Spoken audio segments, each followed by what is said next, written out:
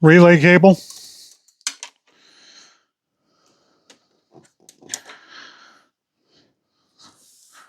This is for the next project that'll be in this video, or if you're watching the how-to, it'll be in another how-to.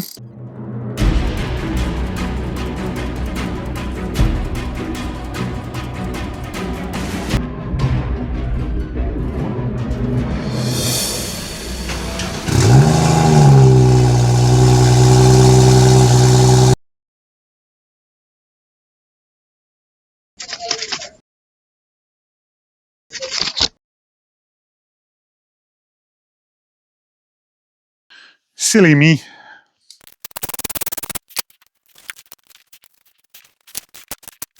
Now I will be zip tying this all cleanly away once I'm done everything, but we still have a lot to go. So. Okay guys, while editing this I noticed that I did not really explain what I did there. So just quickly, there are two very thin wires on that relay. Okay? One of them's black, one of them's red. Guess what?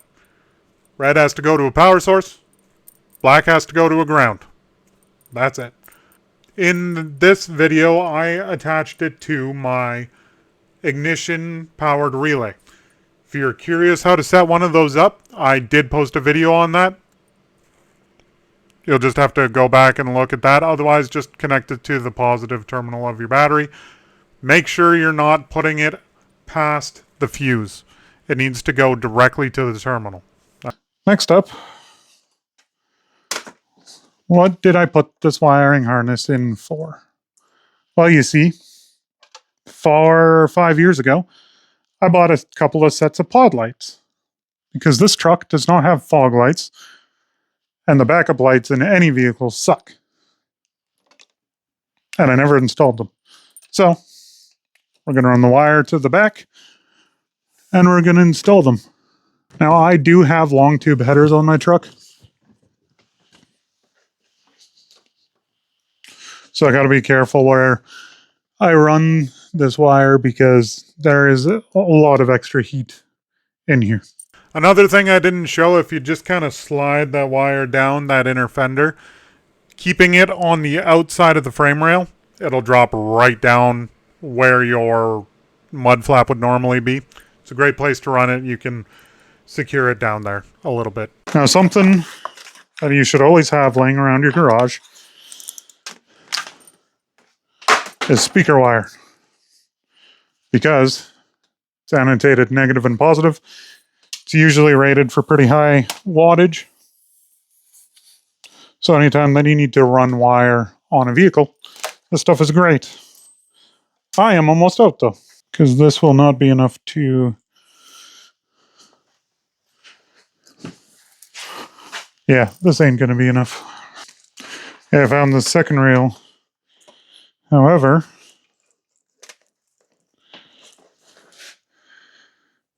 doesn't look like this has the stripe to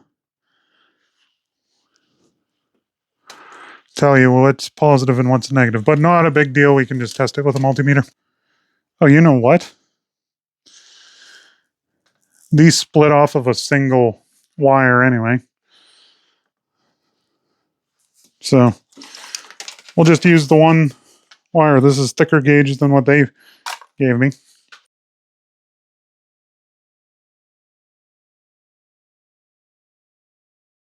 And this is the kit that came with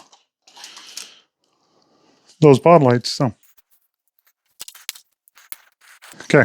So I cut it right there so that we can splice it back on once we have the wire ran.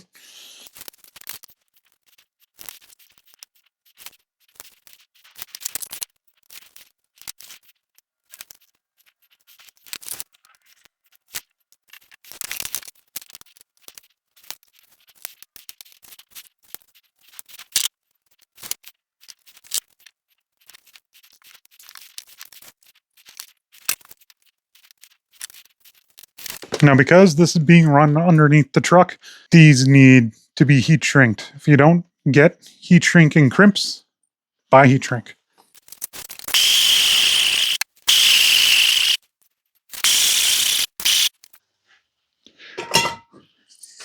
Just because you don't live in the Rust Belt does not mean that you are safe from corrosion.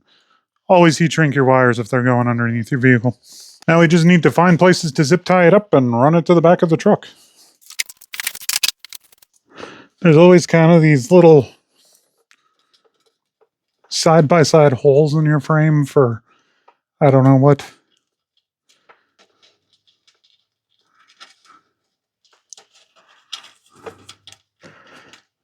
They're usually a good spot to zip tie. Now you don't want it too tight that it doesn't have movement, but you also don't want it so loose that it's gonna move around. Also, like I've always said, you're not a peasant. Cut your zip ties.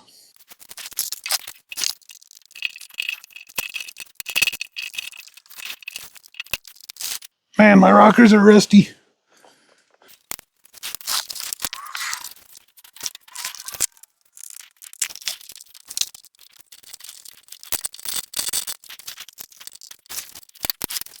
Oh, we're getting close on length here.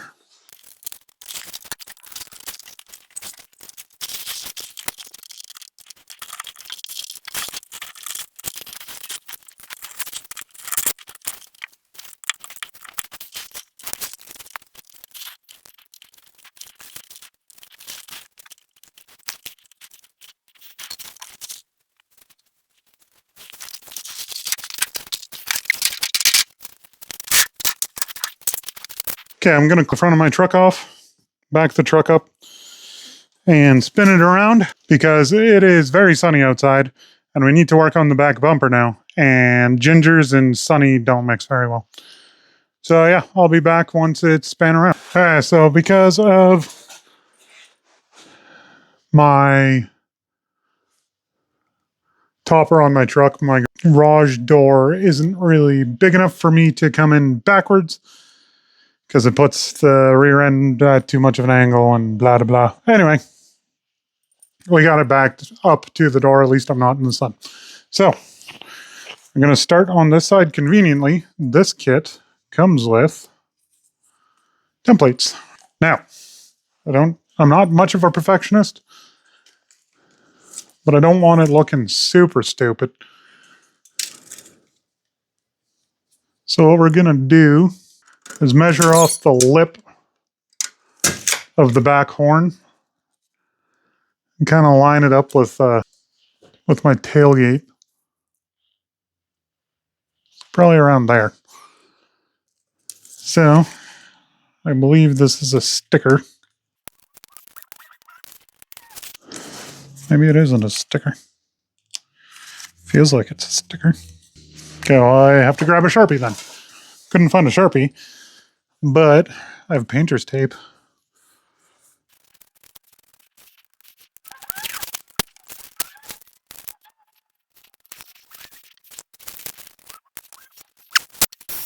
That's walking on us, so we're gonna knock it. Well, that didn't work. That stuff is incredibly hard. Try using a bit that's actually meant for metal. There we go. Making some progress anyway.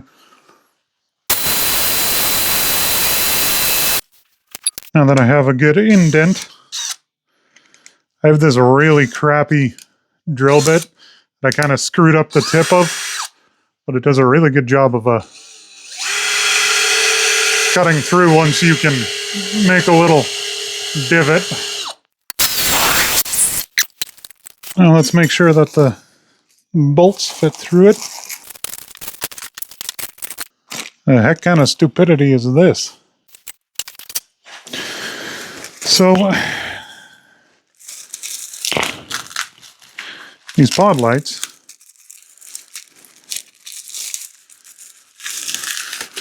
I mean, they come with a tab, this thing to line up the cut. They have holes on the side, and then they don't come with the freaking bolts to flush mount them. That's ridiculous. Absolutely ridiculous. Well, at least that hole's big enough. I don't even know if these bolts are going to be long enough. Luckily, I have 2 kits, so I can take the bolts out of the 2 kits because they come with the... I'll show you how stupid this is afterwards.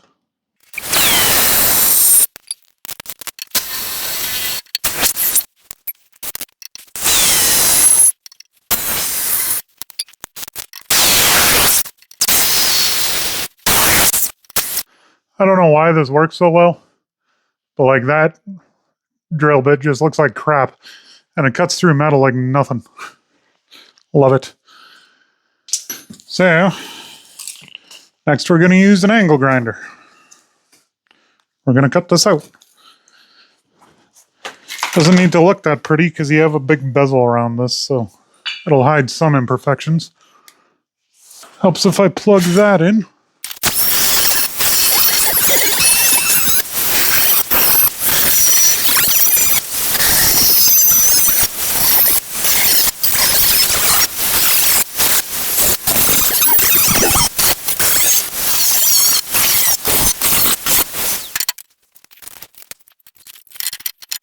Not even close.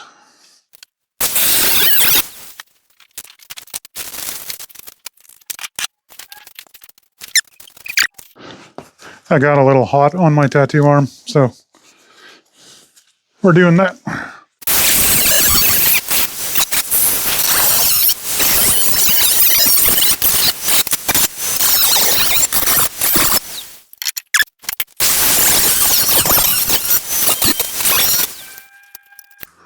Oh, it's almost there. Oh, it's almost there.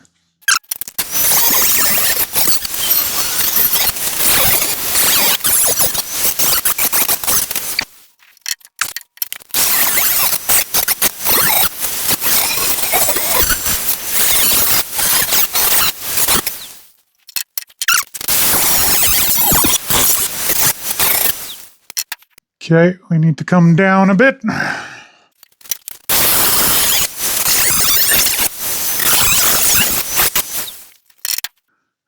Needs to come down more on this corner.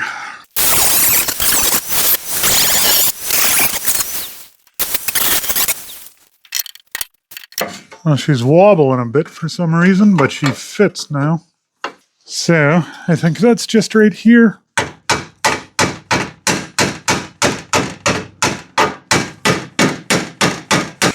Massage it flat a bit.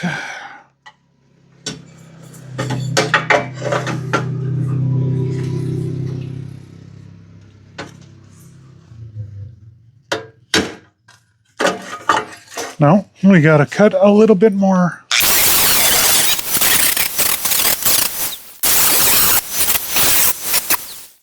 There we go.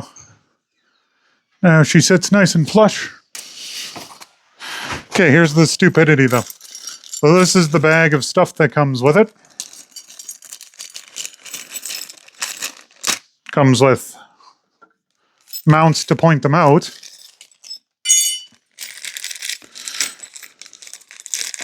Comes with the nuts for the back of the bolts for flush mounting, but it only comes with 2 of them and no lock washers, which is hilariously stupid because who is buying these to not flush mount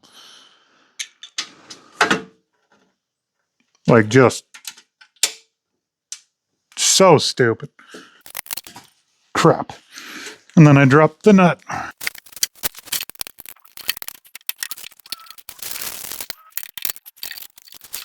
And of course I chose the spot that there's a support right behind it. I'm gonna ream these holes a little bigger just because I don't like the fitment of it right now.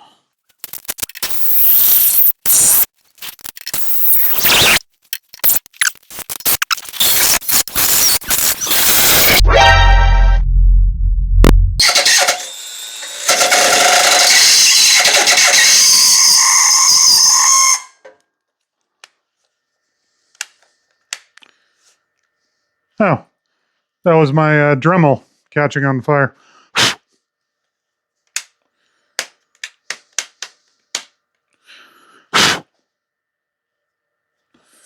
Well, that sucks.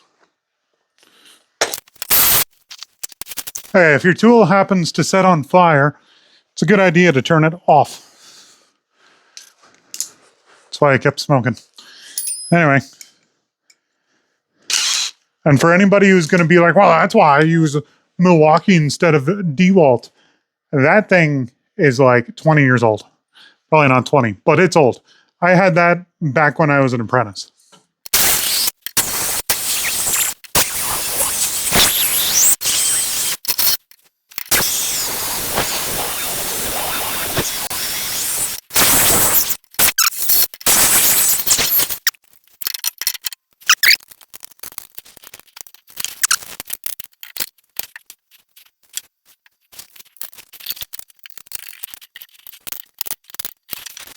Well, she ain't perfect, but she's good enough for me. Okay. I am not going to record the other side because it's the exact same process. Okay, other side is complete. Now, do you think that they gave me spade connectors for this side? Couldn't tell you. I lost the bag and I don't remember where I put it. And I have so many bags in here that I could not guarantee that even if I did find the bag, unless the spade connectors were in there, can't guarantee it was it. So, we're just going to hardwire it. Now, this is not going to reach the other side. So we're going to do a triple joint here again. But I'm not going to solder it this time. I'll just use butt connectors. Also, I found this wire on the floor. It's just a little short run. You're going to need a little short run anyway because there ain't no way that these are reaching. And it's real easy, just black to black, red to red.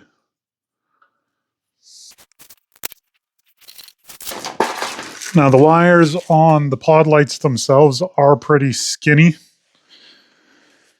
So we're going to put this on the pod light side just to give it a little more girth so that the crimp can grab it a little better.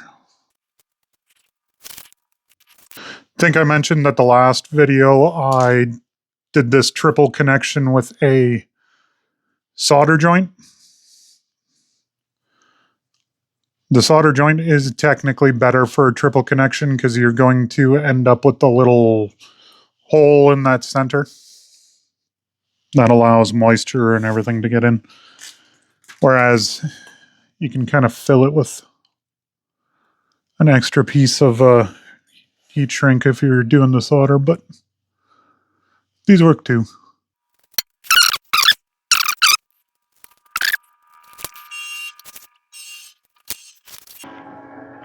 Ooh, that might not even be long enough. Whoops. Well, we'll try it anyway. Okay, just quickly shrink that heat shrink down. Oops, burned that a little bit. That's okay. Shouldn't be too big of a deal. Will this reach now? Perhaps not.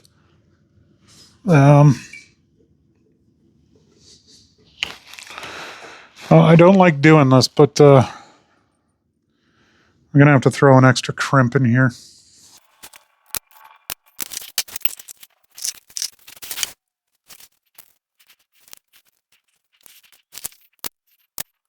Okay, so there is absolutely no way to discern which wire is which on this.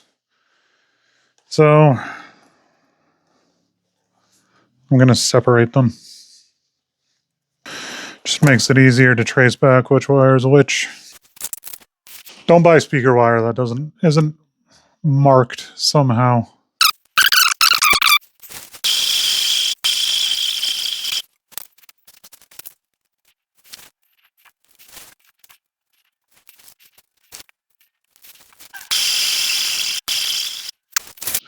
Don't do this. Just use wire that is the right color, or that has separated colors.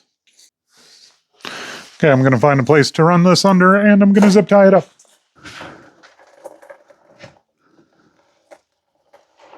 Ooh, there was a much better place to run this, and I did not run it there. That is unfortunate. And that is why, if you have the option, just put some frickin' connectors in. But I don't have any right now, so. Butt connectors it is. Yeah, that's going to bother me enough. I'm going to cut this and re-butt connector it.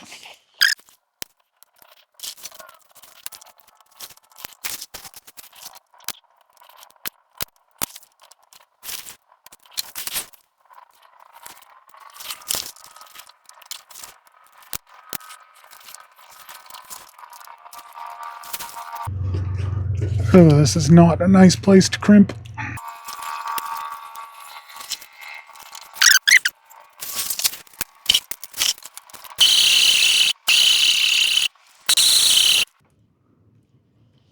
Okay. Don't do that. There's a little channel up here that is meant specifically for wires. Put it in there before you crimp them on.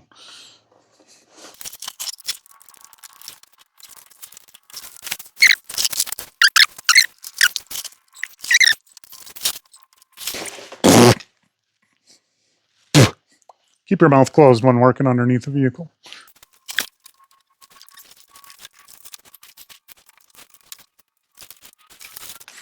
Okay, you see there? That's the channel to run it through. Anyways. Okay, those are installed. You guys are going to have to watch and let me know if they actually turn them on, because I'll go test it right now. And of course, they won't turn on without the ignition, because we just did that.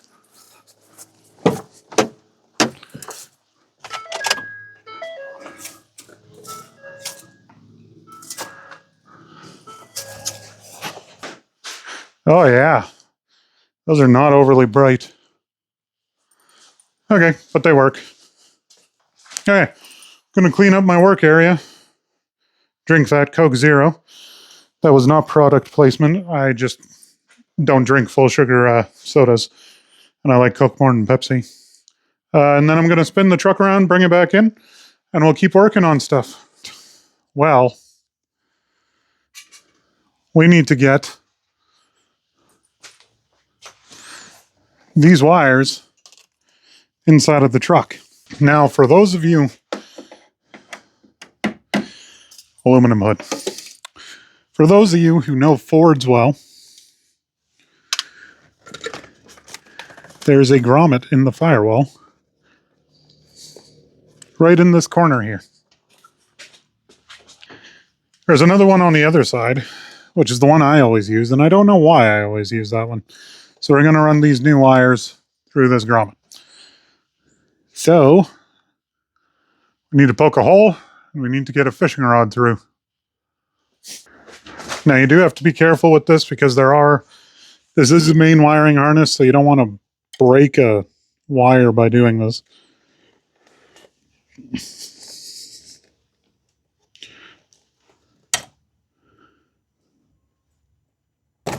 So I just shoved my buck knife through there.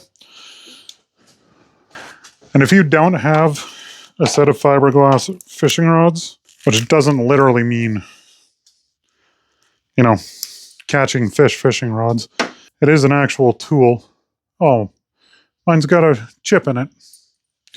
You should get a set. But anyway, I just shove that through now. Did we get all the way through? We did. And it's now inside of the truck. So we need to measure out how much of this wire we're going to need. Okay, now because that fish rod is not very flexible, we're going to tape a wire on from the inside, pull it out, then we'll tape the other wires on on the outside, pull it in.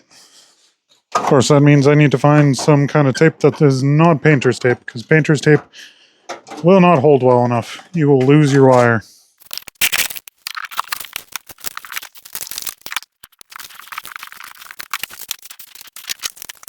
Hey, leaving it this far down the rod, it's not a very good idea. It's highly likely that it will slip off when you're pulling it through, and you want it to slip down the rod instead of off the end.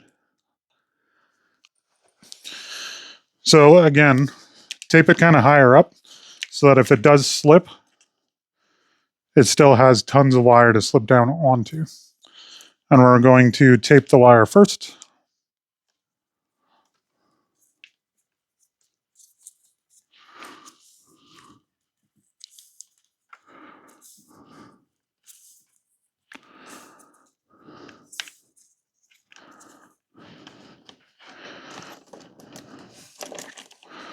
Then we're going to take the wire that we're attaching to it.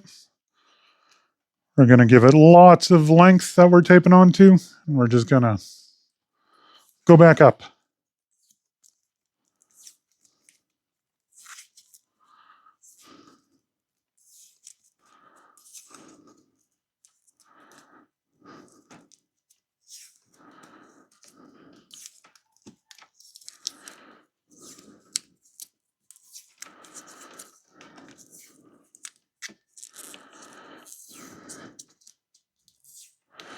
And you want to kind of make it as aerodynamic as possible. This is a pain in the butt getting this connector in, but that's why I used a knife to make a big slit. Should come through fine. Now it does also help to have two people for this. One person feeding, one person pulling, but I don't have a second person right now. I'm feeling resistance, which means that it's right up at the grommet.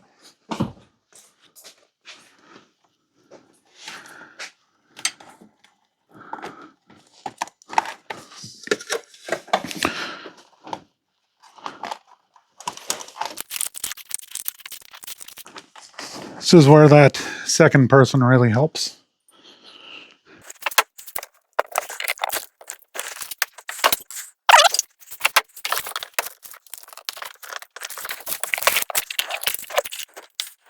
Okay, in here, you can see these come out in the kick well. You do need to take this cover off to get at it. It's super easy. You just stick your finger in there, or just shove your push rod through and it'll pop it off. So this needs secured underneath here to get up to my switch panel. So I'm going to find some places to zip tie it up.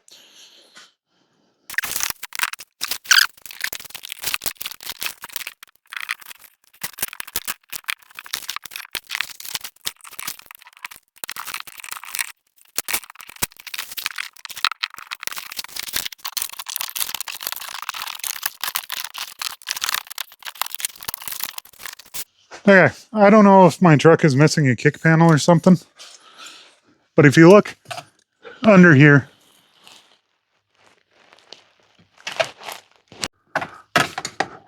there's this metal tab here. There's two of them.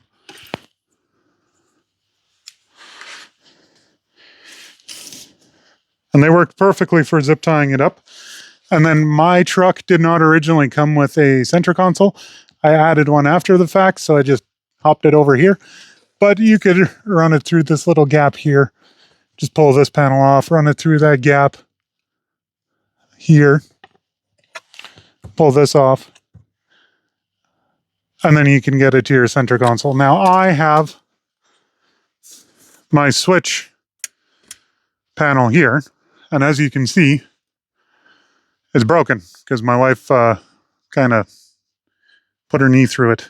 So I'm actually going to 3D print one of these and then install it that way. So that'll be coming later.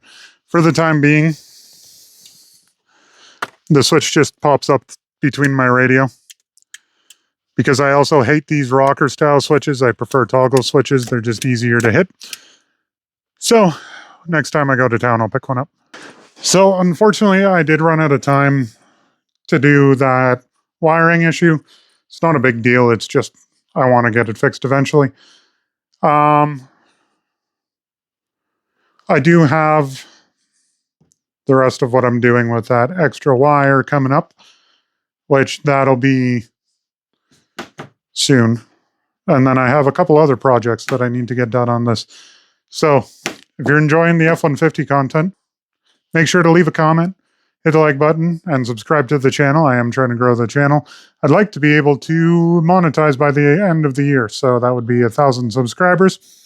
We're doing great for the length and amount of videos you guys are watching. You guys just aren't subscribing. So drop a subscribe, drop a like, leave a comment.